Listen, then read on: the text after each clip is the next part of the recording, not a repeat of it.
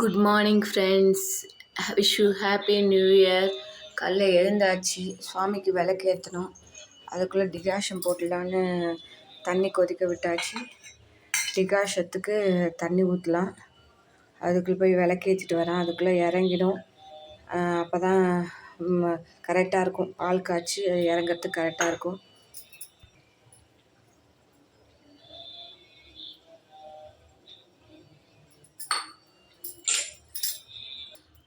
Friends, அது மாதிரி பழைய டிகாஷன் கொஞ்சம் இருக்குது. தண்ணியில் வச்சு சுகரை கொஞ்சம் போட்டு அதையும் யூஸ் பண்ணிக்கலாம்.